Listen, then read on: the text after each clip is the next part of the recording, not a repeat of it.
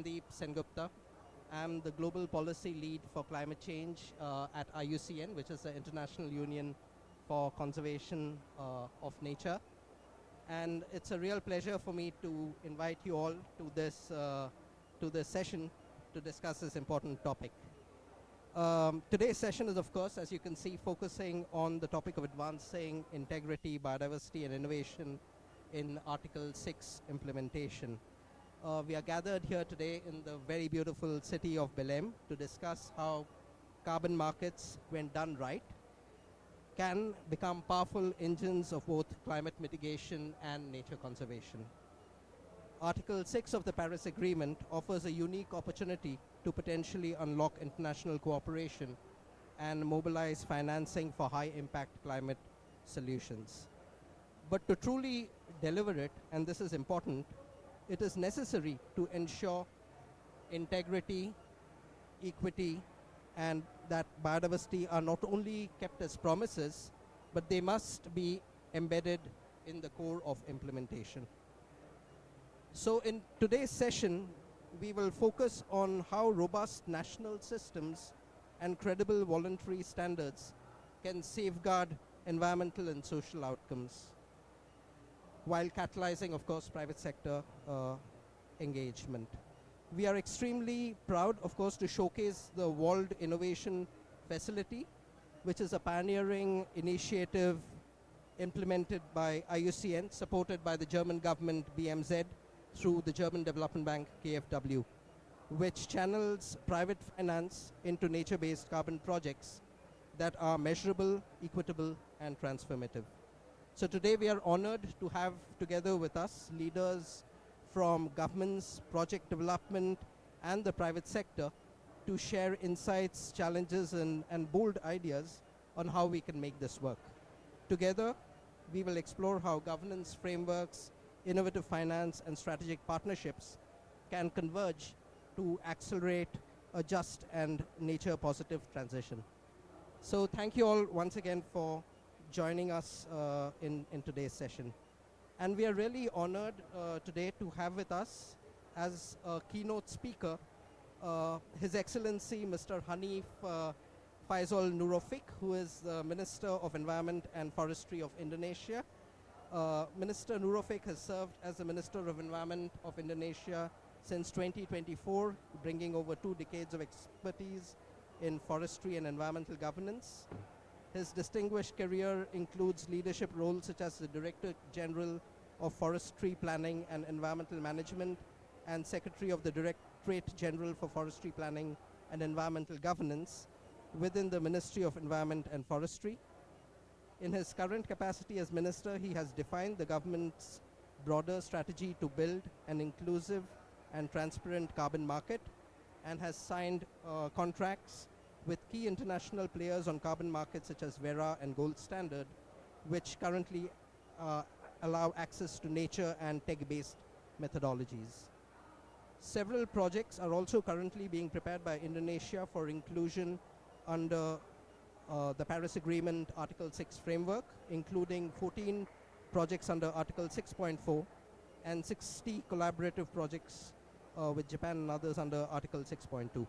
The government is also preparing a comprehensive strategy for the COP30 under the theme of integrity of Indonesia's carbon market. So Minister, we are grateful that you were able to join us today, and please come up here and deliver your keynote address.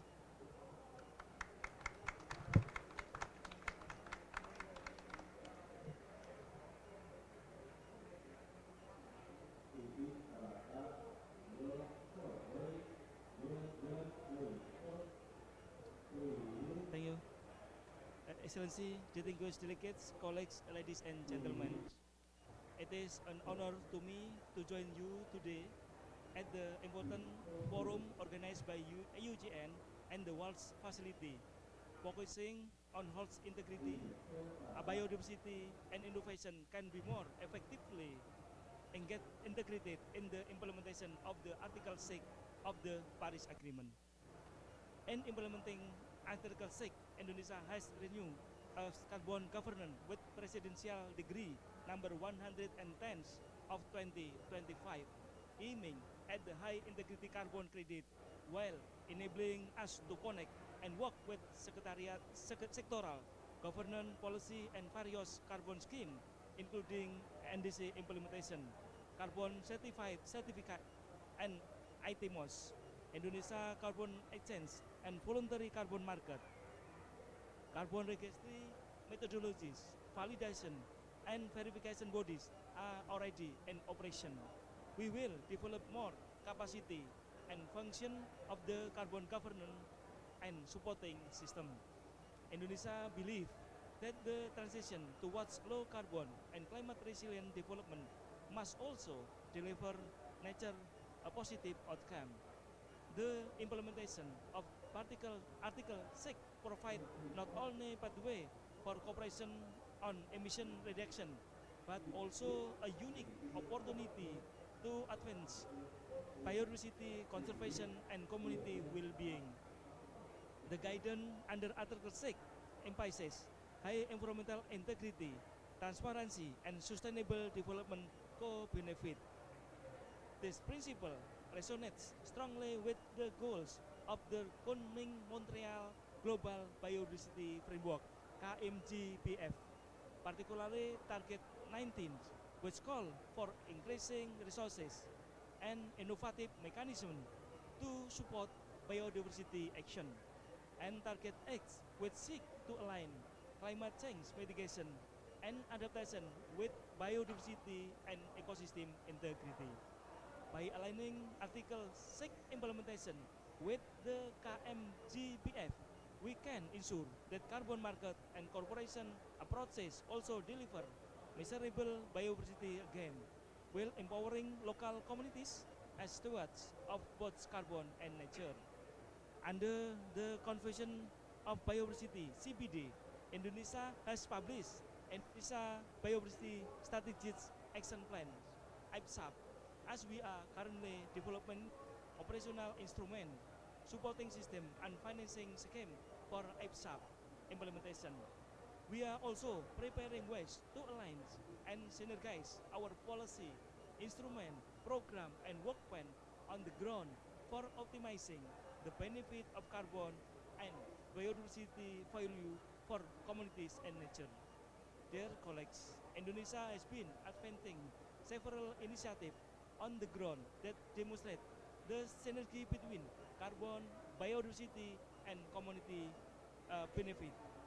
Peatland and mangrove restoration project in Sumatra and Kalimantan are reducing emission while restoring habitat for endangered species such as the orangutan and proboscis monkey.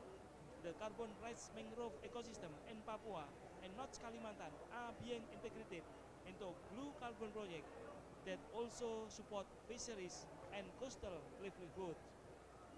Through ecosystem-based approaches in our national parks and forest management unit, Indonesia promotes sustainable livelihood for local communities through ecotourism, non-timber forest product, and biodiversity-friendly enterprise. This experience illustrates that nature-based solution can deliver triple wins: carbon reduction, biodiversity protection, and socio-economic empowerment. Looking forward, Indonesia would like to propose several directions to enhance integrity, biodiversity, and innovation in Article 6 implementation. First, develop joint methodologies under Article 6 that quantify both carbon and biodiversity outcomes, ensuring environmental integrity and traceability. Second, promote innovative financing scheme and investment framework that channel Article 6 renew into biodiversity restoration and community resilience. Third, strengthen regional cooperation and capacity building, enabling development country to design and monitoring integrated projects with high transparency. Fourth, encourage the use of digital innovation such as remote sensing and biodiversity monitoring to improve verification and accountability. Indonesia is ready to work with partners through IUCN, the WALD Facility, and other global platforms to develop high integrity, nature positive corporation, a process that advances both the Paris Agreement and the global biodiversity framework. Indonesia stands committed to championing this integrated vision, a future where climate action and biodiversity conservation move hand in hand, and where communities are at the heart of the action toward sustainability. Thank you very much.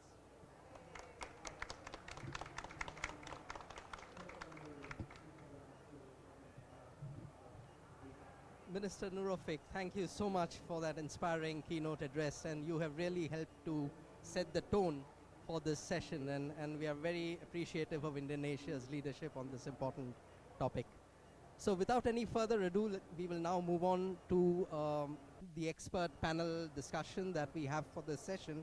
And I would like to invite our panelists to kindly join me here up on the podium. So Peter Hilliges, who is, and I'll introduce all of you in a bit. Leslie De Schinger, I hope I'm not mispronouncing your name. Thank you, Leslie. And Caitlin Clark. So please, Caitlin. And thank you, Minister. Maybe, Minister, and can we join you? Can we have a group photo while you and the panelists?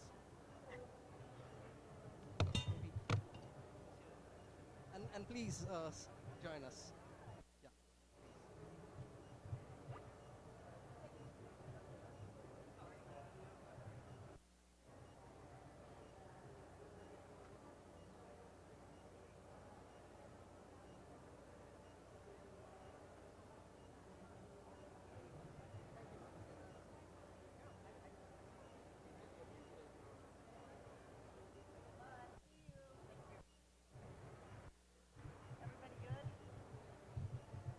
Thank you. And last but not least, our panelist, Aventino S. Gopiko III from the Philippines. So here we are, ladies and gentlemen. We have a really exciting set of panelists and experts who we will discuss this important topic. But before we start off with the discussion itself, it would be unfair if I didn't actually introduce our distinguished panelists in a little more detail. So beginning with you, Peter. Peter Hilliges is the Chief Climate Officer of the German Development Bank, KfW. Peter joined KfW Development Bank in 1996 after completing his degree in economics and political science. He has worked with KfW in different positions, mostly related to energy, natural resources, and climate change. In 2001, he was posted at the JEF Secretariat for 2 years and obtained substantial exposure to the workings of the UNFCCC, which we are all gathered here today in. After leading the climate change work and natural resource related topics, including forestry, soil, and agriculture for 6 years, he was posted in Delhi from 2013 to 17, heading KfW's operations in India. He returned to KfW Frankfurt in 2017 as team leader and chief climate officer of the Development Bank. And in this position, he has been responsible for KfW's Development Bank's sector work in energy as well as climate change. And thank you for joining us, Peter. And you will, of course, we will hear more from you about the WALD facility. Then to my immediate left, we have Leslie De Schinger, who is the founder and CEO of Terra Global Capital. Leslie leverages 20 years of experience and a proven track record in the financial services industry. She founded Terra Global Capital in 2006 to attract private sector capital for nature-based solutions. She is recognized as a pioneer and innovator in aligning development values and financially viable approaches to sustainable landscape management. And under her leadership, Terra Global has financed numerous commercially viable sustainable land management programs, including an investment fund that provides climate finance for nature-based solutions in the global south. Then, to my extreme left, we have Caitlin Clark, who is the Director for Policy and External Affairs at the BTG Pactual Timberland Investment Group, where she leads the group's work on policy initiatives focusing on the role of responsible forestry in delivering positive outcomes for people and nature. She is responsible for managing the firm's participation in external standard setting processes and related forums in advising on environmental policy and performance. And she has previously worked as a senior fellow at the Nature Conservancy, TNC, which is of course a very valued member of IUCN, working on the development and delivery of nature-based solution strategy. And prior to TNC, she led Western Hemisphere operations for Singapore-based consulting, auditing, and technology firm Double Helix Tracking Technologies. And prior to that, was also based at the World Resources Institute. And finally, our final panelist for today is Aventino S. Gopiko III, who is the Chief of Claims and Conflicts Division in the Department of Environment and Natural Resources of the Government of Philippines. Attorney Gopiko currently serves as the Chief of the Claims and Conflicts Division in the Department of Environment and Natural Resources in the Legal Affairs Service in Philippines. He is also a member of the negotiating team for the Philippines for the implementation agreement pursuant to Article 6 of the Paris Agreement between Singapore and the Philippines, and has been assisting the Climate Change Service in relation to different carbon policies of the Department of Environment and Natural Resources. And he is, of course, a part of the Filipino delegation following very closely the climate negotiations. So thank you all very much for joining us today. And the way we are going to structure this session is essentially inviting each of you to share your particular perspectives on this topic from your standpoint, and hopefully we'll have some Q&A from at the end of the session as well. So beginning with you, Peter, given KFW's leadership in climate finance, how has the WALD Innovation Facility advancing innovation, integrity, and biodiversity conservation on carbon projects in a manner that aligns with the goals of the Paris Agreement, but also the Kunming-Montreal Global Biodiversity Framework, as the Minister is also referring to? Yeah, thank you very much, Sandeep. I'm trying to find the right distance from my mouth so that the sound is okay. Is it working now? So let's see, and I have to stick to that. Freeze. So the WALD facility, maybe I should say a few words about it, because the word WALD probably internationally doesn't mean so much. Yeah, for us Germans, WALD means forest. Yeah, so that's very easy, and for us it's lovely, and it's actually an initiative that KfW took a couple of years back, not only looking at international activities in forestry, biodiversity, carbon, and so things, but also at the national market in Germany, and so that's why we chose this. And then we had to find an abbreviation, which means Worldwide Alliance for Land-Based Decarbonization. So it's a little artificial. But under the WALD initiative, there is this one pool of money that was provided by the German government, the Ministry of Development Cooperation, the so-called Innovation Facility. So they provided 9 million euros, which is not a hell of a lot of money, but it's something for proving, say, the very complex architecture that you need in projects that are trying to achieve all these different things at once. Yeah, so we've done biodiversity projects in terms of protection. We've done carbon projects comes to, I don't know, biomass efficiency. We've done energy projects. We've done many types of projects, but achieving everything in one go and looking at the climate biodiversity future agenda, which means carbon neutrality and which means 30 by 30 goals, the Kunming-Montreal call, it's a different ballgame. And since none of us had the solution for that, we, together with the implementing partner IUCN, decided that we are running a competition. Yeah, that's always a good way for testing the market. Yeah, so if you say, look guys, we have a couple million euros, we are providing a 50% grant on your project cost. If you come up with a concept that is kind of promising to achieve at least most of these goals that out in the competition, then you get a good response. That's what happened. So the WALD Innovation Facility actually got a couple of hundred expressions of interest, and then it boiled down to, I believe, 190 project proposals or sketches or whatever it was. Yeah, and then eventually there was a set of projects selected, 6 if I'm not wrong, which are now implemented. And Leslie, you are going to tell us about what you're implementing, so I'm really curious to hear that. But it's important to recognize this is a very complex setup in the projects, a complex set of objectives that we're trying to achieve. But why do we make it so complicated? Why don't we just go for a RED Plus project, which promises to protect protected area in the Philippines, and say, okay, Luhu, it's CER, and we sell it in the voluntary market. But we've seen in the past couple of years that's not what the market wants. That's not what flies, and that's not what generates the returns that you need to achieve in order to become a sustainable project. So that's why we, together with IUCN, decided we're not going for RED Plus, we're not going for the voluntary market as such, the unregulated one. We're going for Article 6 based and hopefully carbon removal projects. So carbon removal meaning that we are eyeing the high quality, natural, nature-based carbon removal projects that will eventually yield permanent removals of carbon from the atmosphere that can be sold in Europe, Germany, or any other market.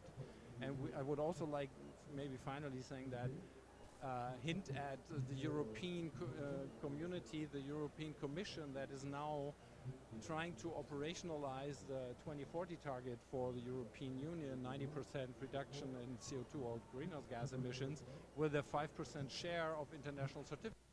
And we are thinking that that probably can be a long-term source of money that would flow into projects like Leslie's. So that's my story. Great. Well, ladies and gentlemen, let's give a round of applause to Peter for sharing that wonderful experience. Thank you, Peter, and also for the leadership and your own leadership, with that also of the German government in sort of really setting up on such an innovative mechanism. So Leslie, moving to you, and sorry, Peter, I have to learn how to keep this at the right distance because I'm clearly making a really bad job of it, but I think I need to learn from you. Thank you. So Leslie, can you share how the WALD Innovation Facility funded project in Tanzania that you have been sort of deeply involved in setting up is and will be integrating and generating positive outcomes for both biodiversity and for livelihood support? Thank you so much. And maybe tell us a little bit about the project itself as well. Oh, that's the most exciting part, right? Well, Sandeep, just to add a little bit to what you said about our Terra's background, we're a private sector, woman-founded, woman-run company. Since our founding in 2006, we've been dedicated to attracting private sector capital to nature-based solutions.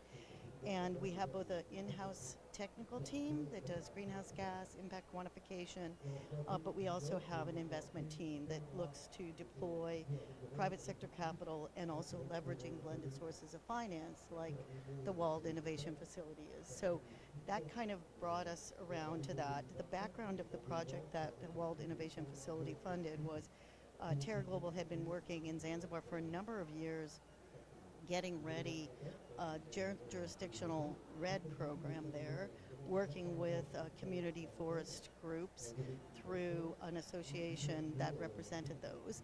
And we had gotten quite far.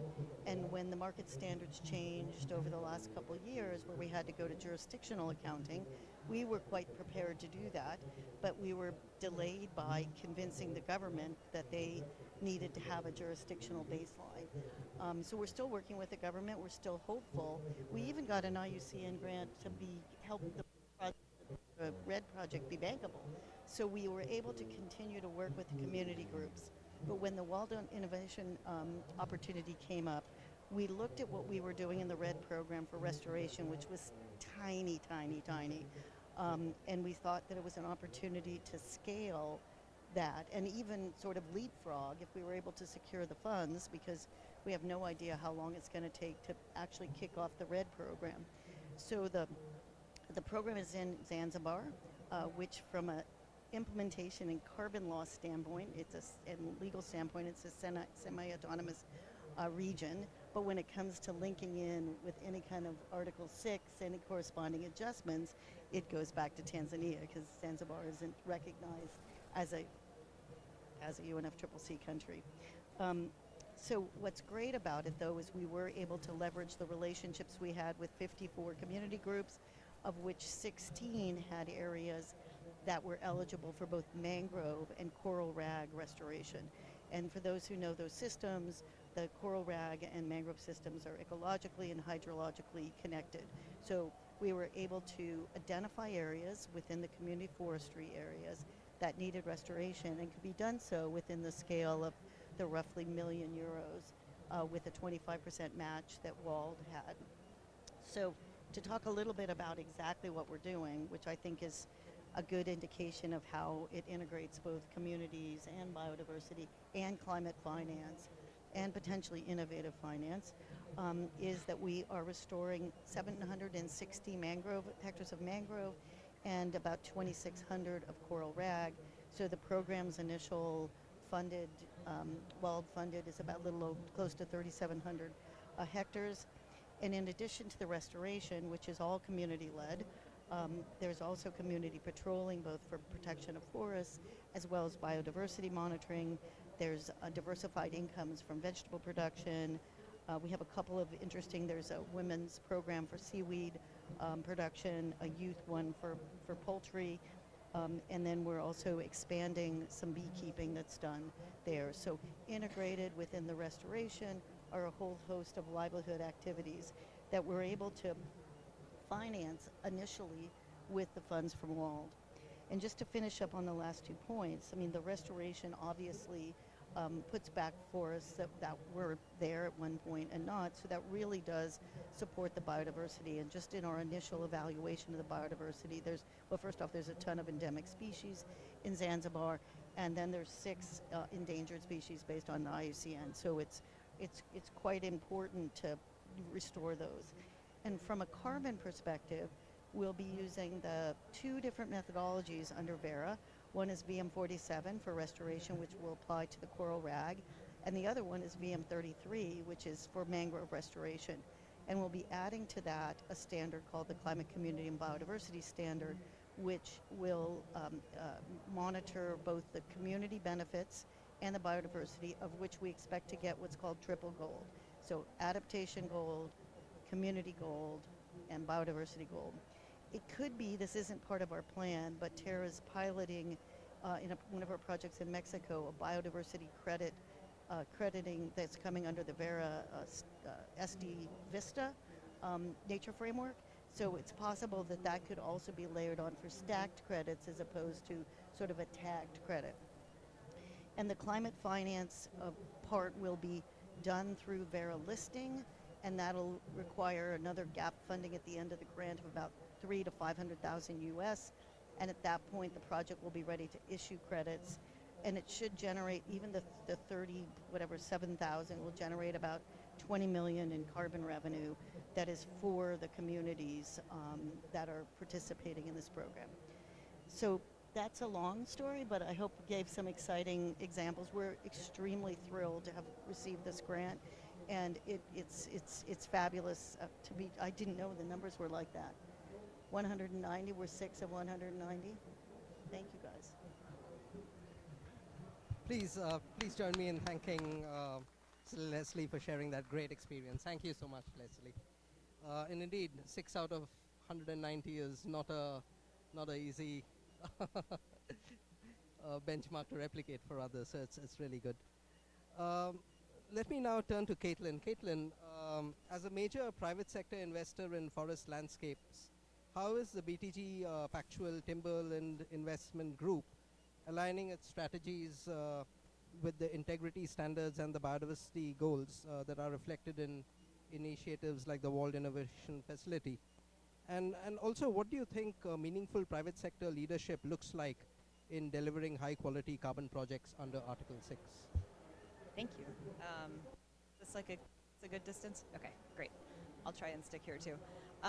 For a little bit of background just about what we do, because I think it helps to understand what we're aiming for. BTG, or BTG Pactual, is the largest investment bank domiciled in Latin America. We're one of Brazil's largest financial institutions based in Sao Paulo. And I work for the Timberland Investment Group, which is a part of BTG Pactual's asset management division. And we are a timberland investment management organization, which means that we manage timberland on behalf of institutional investors primarily. So typically pension funds, sovereign wealth funds that are looking for steady returns over a long period of time. We have about $7.3 billion US dollars in assets under management, and we directly manage about 1.3 million hectares. Those are located about half in the United States and the other half here in Latin America, primarily in Brazil, as well as Uruguay and Chile. So just a little bit of background about what we do. The reason I was asked to speak here today is because of our reforestation strategy. And that is a $1 billion US target strategy to acquire and reforest previously deforested land in Brazil, as well as some of the neighboring regions in southern Brazil, in a region known as the Cerrado, currently being used as extensive cattle pasture. And the basic idea is to buy that cattle pasture and reforest it with a mixture across the portfolio of half FSC certified commercial tree farm and the other half native landscape restoration. So there are sort of 5 goals of the strategy. One of them is to plant trees. There will be one for every Brazilian by the time we are done with the strategy. Number 2 is to restore native forest. We are targeting about 135,000 hectares of native landscape restoration. Number 3 is to remove carbon. We are imagining about a little over 30 million tons of removals over the life of the strategy. Number 4 is to benefit communities both through direct job creation and other types of community benefit, including some other revenue and economic generating activities on and around our land. And then number 5, of course, is to generate financial returns for our investors. We are an investment bank. That is always our number 1 fiduciary responsibility, is to generate returns. So we are using many of the same certification programs and methodologies that Leslie just mentioned, VERA and CCB, as well as the Forest Stewardship Council, and so as well as IFC performance standards. So we have a wide range of standards that we're using to demonstrate our performance to investors and to other stakeholders. And we are expecting to generate about 2,700 new jobs over the course of the strategy. We've gone in our first acquisition from 9 jobs managing the cattle pasture to 213 jobs now working on restoration and forest management. And the commercial tree farm, I should also mention, is being run on a long rotation. So we want to grow big trees to sequester more carbon. And we also want to use those trees to make long-lived wood products. So to keep that carbon out of the atmosphere in buildings, furniture, and sort of use that as a carbon sink that will keep that carbon out of the atmosphere as long as possible. So I'll leave it there. Thank you. Great. Thank you so much, Caitlin. Thanks for that. And let me now move to Aventino. Aventino, Philippines has been doing, as I read out, while I was sort of explaining and highlighting your bio, a lot of interesting work in this space. What is the policy of the government of Philippines? What policy is the government of the Philippines putting in place to attract and de-risk private investment in nature-based solutions for climate change? Okay, thank you so much. Can you hear me clearly? Okay, thank you. So actually the Philippines right now is currently on the development or in the updating stage of its NDC. So for 2021, the NDC of the Philippines merely signaled its intent to explore market-based instruments. But however, the ongoing update reflects a decisive shift. So Article 6 is now being embedded as the core implementation pathway for achieving our mitigation targets and mobilizing climate and biodiversity finance. So this reflects a broader vision. The Philippines views Article 6 not simply as a carbon trading mechanism, but as a catalytic tool to unlock private investment, strengthen biodiversity outcomes, and build high-integrity country-driven systems that reinforce our domestic climate and development priorities. Our approach is rooted in the principle that international cooperation must enhance, not undermine, national ambition. So by embedding Article 6 into our updated NDC, biodiversity strategy and national policy architecture, the Philippines is building a comprehensive, integrity-driven ecosystem for carbon market participation, one that safeguards biodiversity, empowers communities, and creates investable opportunities for the private sector. As for the question on what are the current policies that are being put in place by the Philippines, so currently there are national policies and legal frameworks that we are developing. So one of such is the blueprint for the Philippine carbon market policy. It is actually intended to be operational supposedly um, during the fourth quarter of 2025. However, it's still being currently reviewed. And this will establish the foundational architecture for Article 6 participation, including principles of integrity, transparency, and sustainable development. For quarter 2 of 2026, there is also a forthcoming executive order that will formally designate my agency, the Department of Environment and Natural Resources, as the national focal point for carbon market governance and direct the development of the national market policy framework. So currently, there is no designated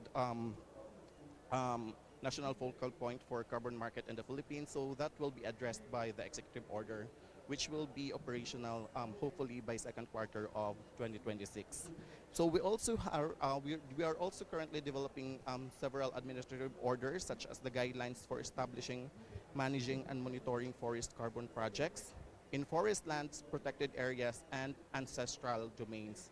There's also a plan for the adoption of the forest carbon market readiness roadmap covering 2025 to 2029 to guide capacity building, pilot implementation, and institutional strengthening. So for market infrastructure and integrity systems, we have the National Carbon Registry and Monitoring, Reporting, and Verification Architecture. So a UNFCCC compatible registry system is currently being developed to ensure traceability of ITMO issuance, transfer, and corresponding adjustments with public disclosure and data sovereignty features. So there's also the DNR Forest Carbon Credit Database. So this will be in relation to the planned carbon registry market. It will be managed by the Forest Management Bureau. So this system will assign unique IDs to forest carbon projects and integrates with national MRV platforms such as the National Forest Monitoring System and the Carbon Accounting Verification and Certification System. There's also the authorization and corresponding adjustment protocols, which will be clear procedures for issuing letters of authorization and applying corresponding adjustments, ensure that international transfer are transparently accounted for and aligned with NDC targets. So this will be a supplemental to the planned EO as well as the planned administrative orders, which will be in effect by next year. There is also a whole of government governance and interagency steering committee. So it will be by the DNR, Department of Finance, Department of Energy, Climate Change Commission, Department of Trade and Industry, and Department of Agriculture, among others, which will ensure coherence across sectoral policies, fiscal treatment, and registry oversight. When it comes to biodiversity integration and social safeguards, so these safeguards ensure that carbon projects uphold ecological integrity and social equity, enhancing their legitimacy and long-term viability. So for carbon markets that we are planning, this should be in accordance with the Philippine Biodiversity Strategy and Action Plan, covering 2024 to 2040. So carbon market activities must align with national biodiversity targets such as 24% terrestrial and 16% marine protection by 2040 and contribute to restoration and conservation outcomes. What are the mandatory safeguards that we are planning So of course there is the free and prior informed consent for the indigenous peoples. We have the stakeholder engagement, benefit sharing agreements, and grievance redress mechanisms, and the Protected Area Management Board, approvals and alignment with Protected Area Management Plan for projects in protected areas. In the Philippines, protected areas are currently being managed by the Protected Area Management Board. So all projects will go directly with them, and it should be in accordance with the Protected Area Management Plan to ensure that that protected areas will be protected. We also have the blue carbon integration. The Philippines is advancing the protection and restoration of mangroves, seagrasses, and tidal marshes as part of its nature-based mitigation strategy. So these ecosystems are being positioned as potential eligible project types under Article 6 with co-benefits for biodiversity, fisheries, and coastal resilience. We also have the National Blue Carbon Action Plan. It will be led by my agency, the DNR. So the NBCAP provides a strategic framework for scaling blue carbon initiatives, integrating them into the national MRV system, and aligning with carbon market readiness efforts. So it also identifies pathways for attracting private investment through blended finance and ecosystem service valuation. So for the financing innovation to attract private capital, we have the blended finance and de-risking instruments. So the blueprint and roadmap promote the use of project development agreements, payment for ecosystem services, and other mechanisms to convert investor interest into bankable projects. We also have the legal recognition of carbon rights and benefit sharing. So these provisions reduce investment risk and clarify revenue streams for communities and project developers. And of course, the bilateral pilots under Article 6.2, as mentioned earlier. So there is an ongoing cooperation with partners such as the Singapore, which is testing the implementation modalities and demonstrating the viability of high integrity biodiversity positive transactions. So currently all of this, what do you call this one, policies are currently still being planned. Hopefully it will be operational by the second quarter of 2026. So that's it for the Philippines. Thank you so much.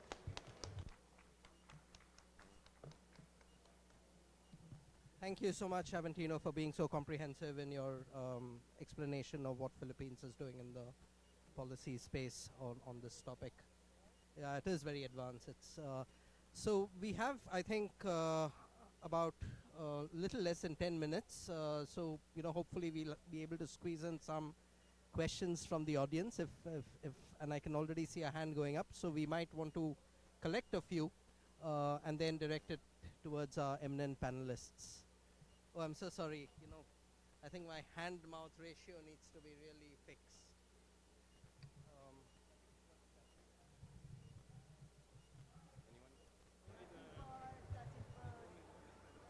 Yeah, and please very briefly say who you are, where you are from, and Yeah, thank you very much.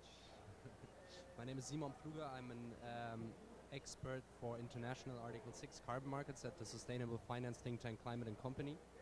And my question is going a bit to Leslie and Caitlin. And I also have one for Peter. So my question would be how are your projects integrated into the national NDCs and LT-LEDs of Tanzania and Brazil? Are your methodologies also eligible by those national frameworks that they have in place under Article 6? And I'm mentioning this because I think we have to be careful to not paint the VCM with just an Article 6 cover. I think it needs to be better than the VCM to make it really work, which, as we know, it didn't really work so well. And we also discussed this yesterday in the Article 6 Ambition Dialogue for 3 hours. And then on the demand side to Peter. So the VCM demand is very low at the moment, especially for nature-based solutions. And we don't have a guarantee that Article 6 will change that. Even under the CDM, ETS, in the EU, some nature projects were excluded. And how do you think we can lower the risk on the demand side that we have a solid use case providing finance for Article 6 projects and for Leslie's and Caitlin's project? Thanks. Thank you. Those are some excellent questions. Let's collect a few more. Sir. Thank you. Hi, I'm Michael from ITMO Limited. And that was a fantastic question because I was going to follow up with that question. It's clear that there's two people on the panel that are pro Article 6, which is what we do. We only do Article 6. And there are two other people who are part of the VCM. And my question is, precisely to follow up on the gentleman on my left, how do you expect the VCM to bridge what you're doing with Article 6? Because I don't see any avenues.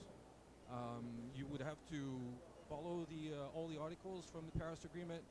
You would have to have the right methodology, which is not accepted under A64.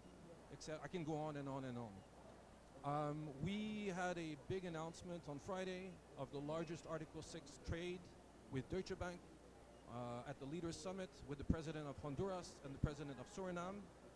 And I think that's the pathway to go about it and to scale Article 6 carbon credits for all the countries, including the Philippines, including Tanzania, and including Brazil is a bit tricky. Brazil is a bit tricky. But Tanzania and Philippines are definitely up for Article 6. So thank you. Yes. Great, thank you for that question. Any further questions? I think we've got some very solid questions. I mean, if I might just add one question of my own, I mean, referring to Brazil, thank you. Last week we saw the launch of the Tropical Forest Forever facility. And I would love to hear from the panelists on their views of how, the discussions on Article 6, indeed, what's going on in the voluntary carbon markets, how does that link also to initiatives like the TFFF? But maybe let me start with you, Caitlin, and then we'll maybe just work our way. Great, thank you. Excellent questions. I wouldn't call myself not pro Article 6.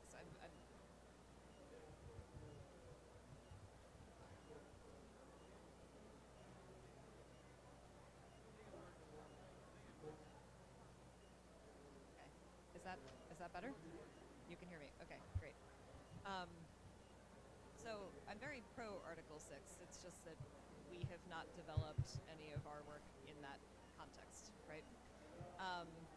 What is relevant for us in Brazil right now, many of you are probably aware Brazil has its own emissions trading system that it is in the process of developing and articulating right now, the SPCE. Those details, of course, are still actively being discussed. So that's where we will find out what Brazil deems an acceptable set of methodologies to use. I don't know what those will be yet. Our experience has been that Brazilian policymaking has been very practical, very flexible. They want to use markets to achieve NDC goals. So we'll see what happens.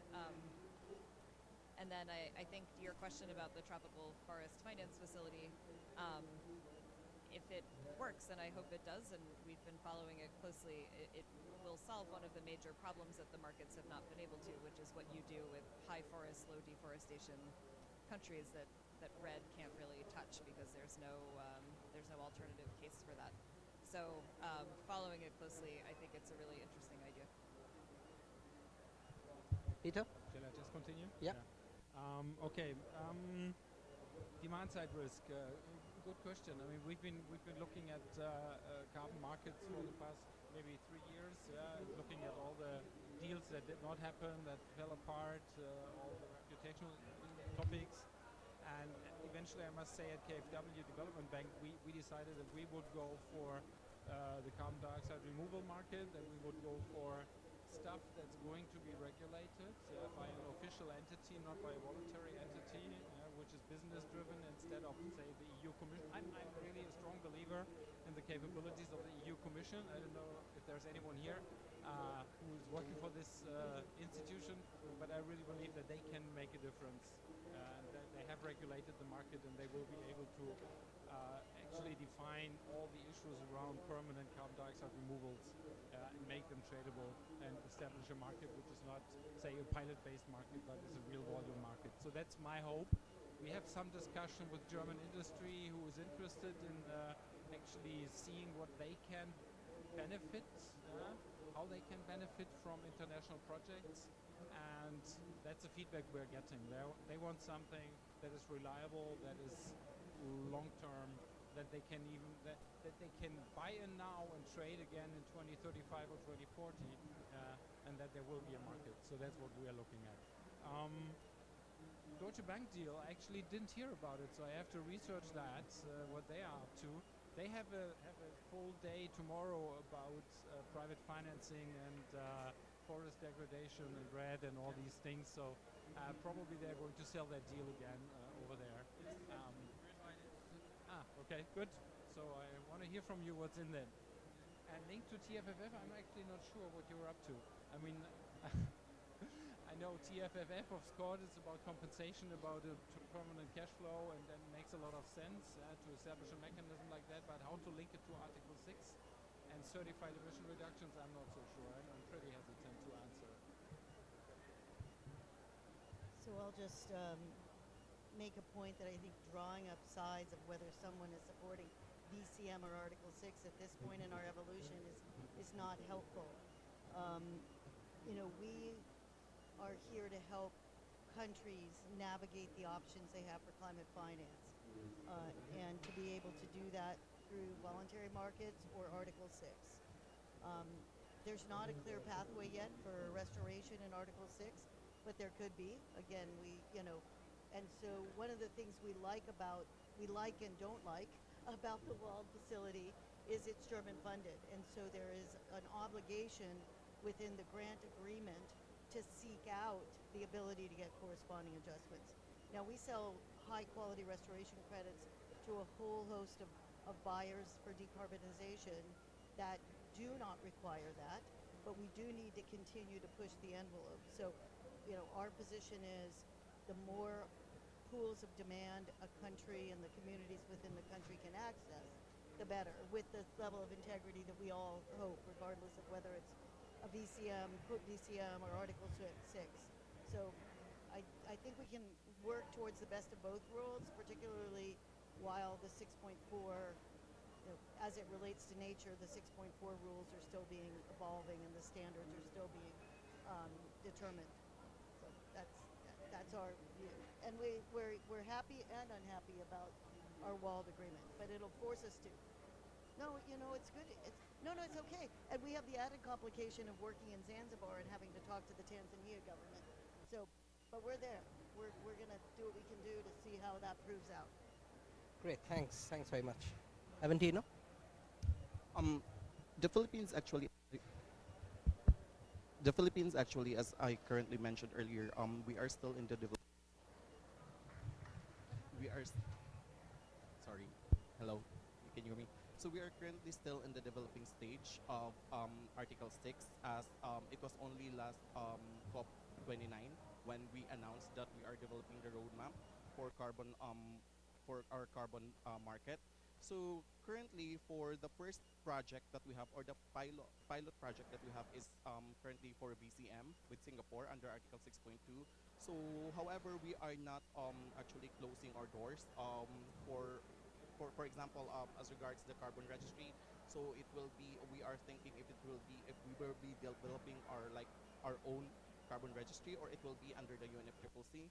So we are still in the development stage. However, the Philippines is really open to any idea which could help the Philippines achieve its targets under the Paris Agreement. Great, thank you. Thank you so much, Aventino. And I see there's a final question. We are on time, but we started 5 minutes late, so I'll take that question. Thank you. Hi, Michael Cullen from Terra Global Capital. The question is for Peter and Caitlin both.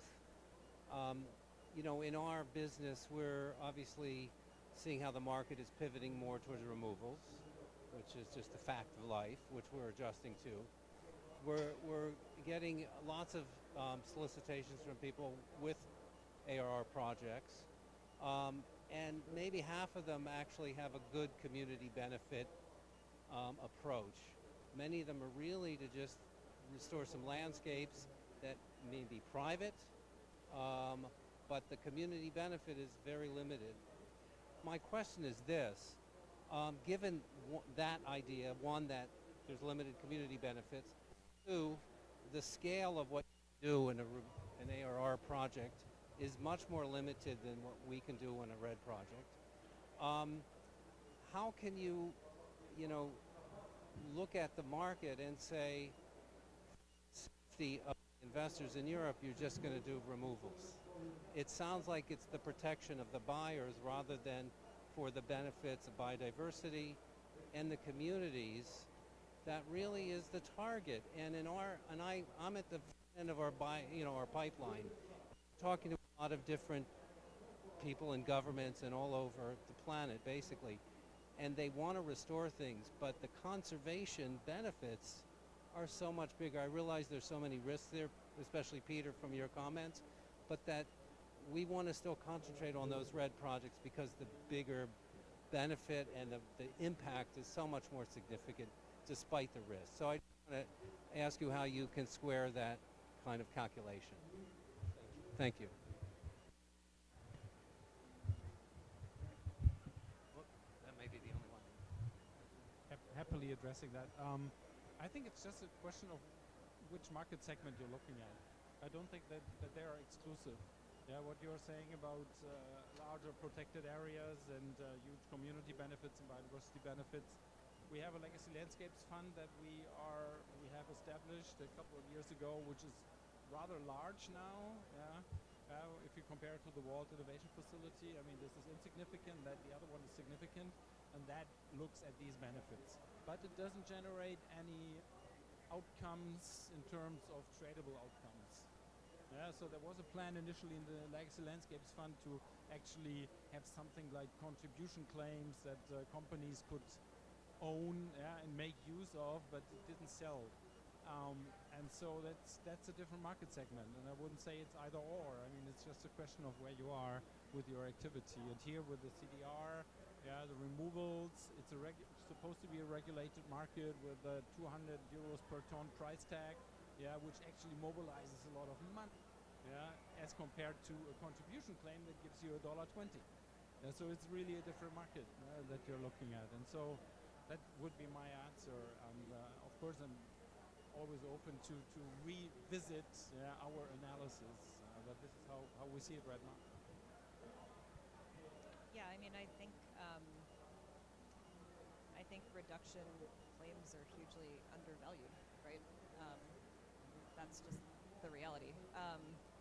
And we only sell removals credits right now because for a lot of reasons, but in part the carbon accounting is much easier. That doesn't mean it's better, it just means it's easier to show. And we need both types. Very clearly we need both types. I hear your frustration about removals getting a lot more of the hype and price right now, and I think that that should change. So I agree with you. As a seller of removals credits, I think we need to be putting a lot more money into reductions as well. Did you want to add anything? Did you want to add something?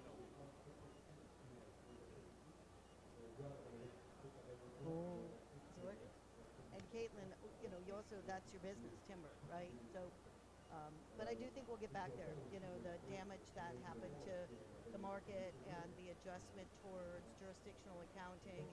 And once some of those credits, more of those credits start coming to the market, and you can show that there's demand, at least on the voluntary side of things, I think we're hopeful because we still have about half of our portfolio in all J-Red now. Half of it is reductions and half of it's removal. So we'll see. Great. Well, thank you so much. I think we can see the sign up there which is asking us to please finish. So let's finish this conversation for today. But of course, it's not going to be the end of the conversation. This is a complex issue. This is a hugely important issue.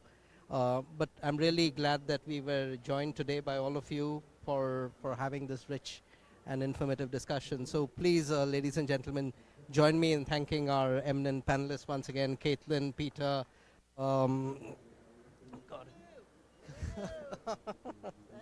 Leslie. I've clearly got a mind block, and I'm Alantino. Thank you, Aventino.